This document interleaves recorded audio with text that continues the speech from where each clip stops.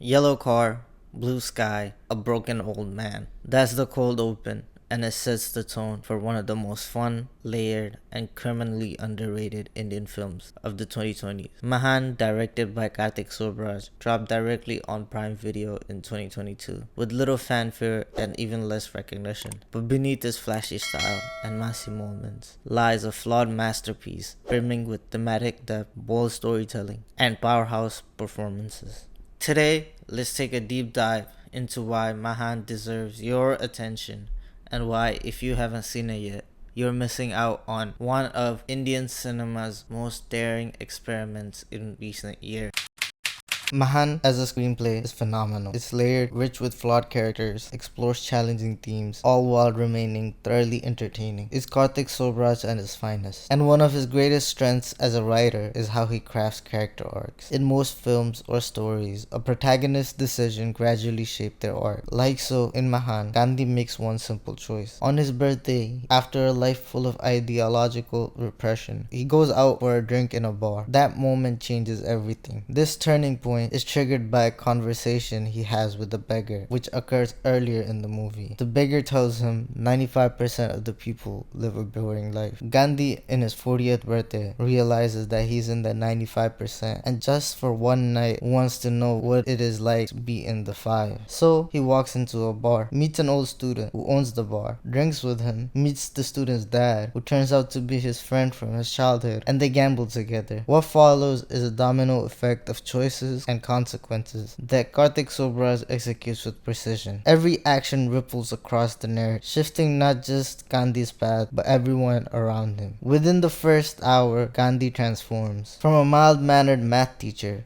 son of a prohibition activist, and a devoted family man, to a liquor baron, strange husband, and an absentee father. And he's not the only one evolving. Satya, Gandhi's friend, has his own arc. Before reconnecting with Gandhi, he runs a small local bar. But after Gandhi's family abandon him and he moves in with Satya, they team up. Fueled by ambition and Gandhi's ideas, they launch into a Scarface style, push it to the limit montage, and build an empire using Surya's father's liquor. But with the empire comes violence. When a rival bar owner protests, they retaliate. The same man later returns, drugs them at a casino, and plans to kill them, only for Gandhi to wipe them out in a beautifully choreographed action scene. This moment means different things to different characters. For Rocky, Gandhi becomes his guardian angel, a messiah figure.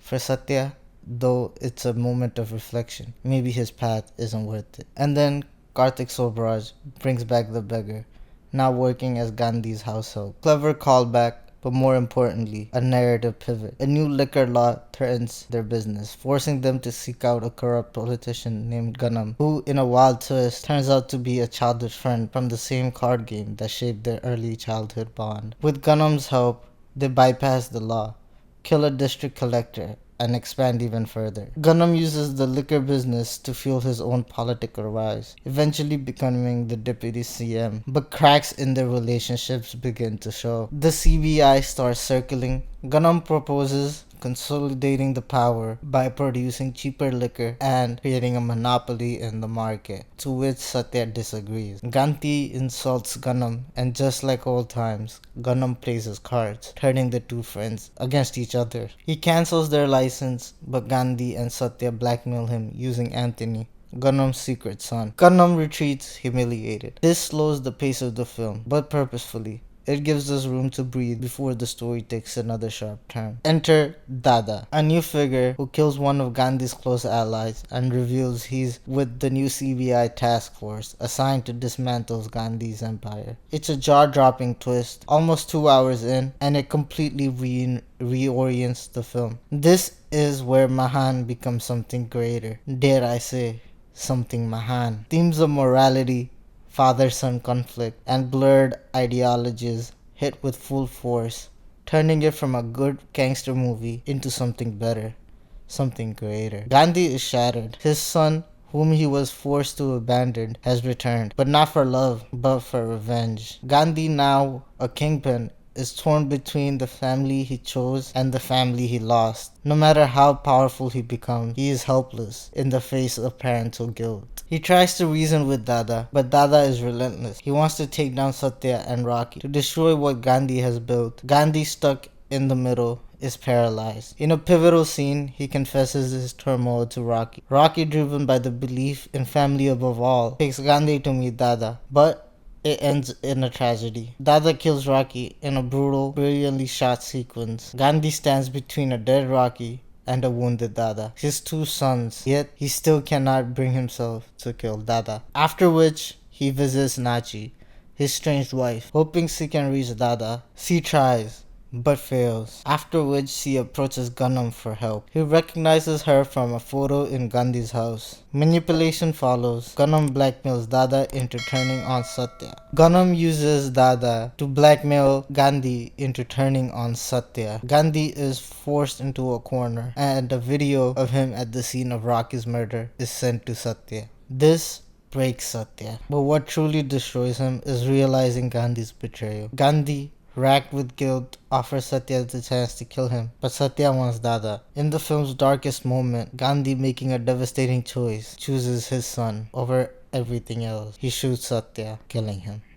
The death of Satya signifies the end of everything he has built. Now Gandhi flips the game. He manipulates Dada the same way he was once manipulated. He stages Nachi's kidnapping, tricking Dada into killing Ganam, echoing how Ganam once kidnapped Gandhi's dog as a child to coerce him. It all comes full circle. The childhood game, the dog, the betrayer, the metaphor of the cars, Gandhi as the king, Surya as the ace, Ganam as the joker, pays off beautifully. The non-linear storytelling deepens the suspense, giving weight to the rise of the liquor mafia. Time jumps are used smartly, enhancing the narrative's realism. There are a lot of moving parts in Mahan, and yes, some transitions feel abrupt, almost like Whiplash, but for me, I loved every second of it. The film explores morality, capitalism, fatherhood, and freedom with surprising clarity and emotional weight, and it all circles back to that final question: what is the use of freedom if you can't use it to make mistakes? And at the heart of it all is Gandhi Mahan, a man who is never truly Mahan. At first, he has a happy family, but a miserable life, suffocated by ideals he never chose. But later,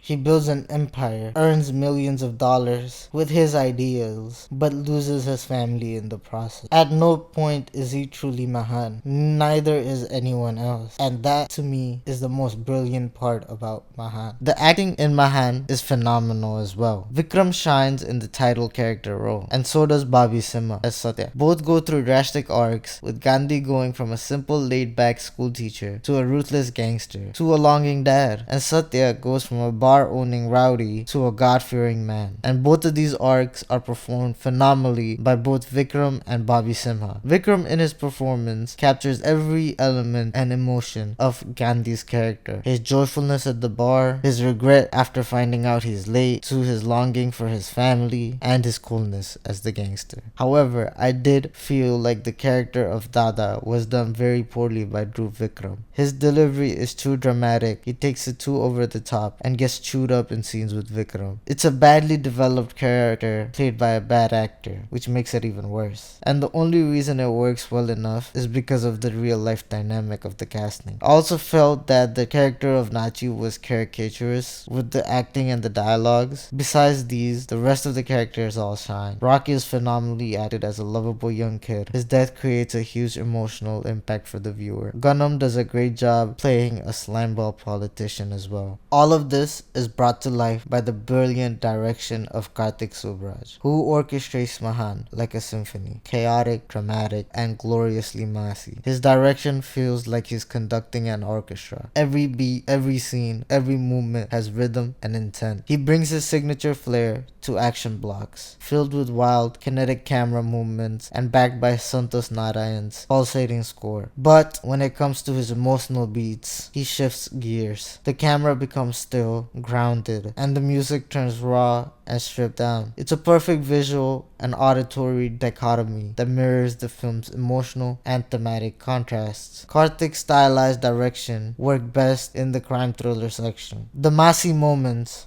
Gunfights, confrontations, and rise to power scenes are elevated by his visual storytelling and his confident tone. He knows when to turn up the volume and when to pull back. The music by Santos Narayan is also phenomenal. From Custody to Suryavantam to Nan Nan, the soundtrack is packed with bangers. Each song a character himself, and Karthik places them with precision, pairing them with thrilling, stylized visual that amplify their impact. Together, Karthik Subraj and Santos Narayan breathe life into Mahan, giving it the cinematic energy, flair, and emotional depth that it deserves. All in all, Mahan is a flawed masterpiece. Bold, ambitious, unafraid to challenge its audience beliefs. That's exactly what makes it one of the best of the 2020s. It doesn't spoon feed you or over explain every detail. Instead, it drops clues, invites you to pay attention, and trusts you to connect the dots. It treats you like an adult, not a passive viewer. And in doing so, it forces you to confront your own ideologies, your sense of morality, and your understanding of freedom. That's why it works so well for me. And beyond Mahan itself, the film lays the groundwork for Karthik Subraj to take these tools, non-linear storytelling, character ambiguity, stylized direction, powerful music, and push them even further in Jigartanda Double X. It's not just a great film on its own, but it's a pivotal step in the evolution of one of India's most exciting directors.